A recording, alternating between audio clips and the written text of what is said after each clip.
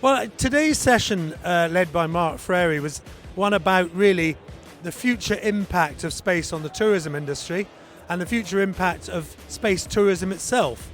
And it was really there were two parts to today. The first part is obviously space tourism itself is taking off, and that means Virgin Galactic and Jeff Bezos's Blue Origin have taken people to space, and they'll both become fully commercial in the next year and a half.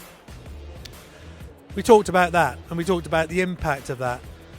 And I more talked about the bit that interests me the most, which is the actual industrialization of space and the impact that will have, and how these early entrepreneurs who've got into it have developed space launch systems that are much cheaper to also get freight up there.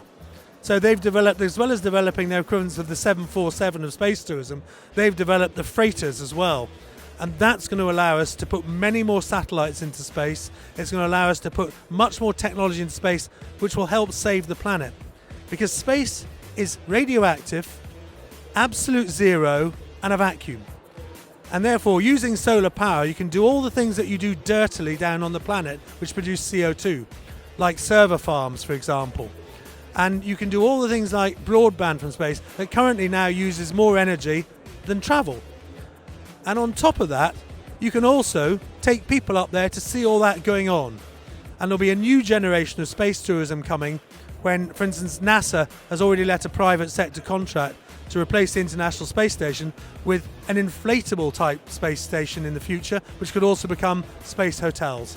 So I'm not against that sort of thing happening, because the only way we can save the planet and humanity is to industrialize in space and get to net zero by doing things like taking solar power from space and putting our dirty industries in space. And because of robotics and AI, we're now able to do that for the first time.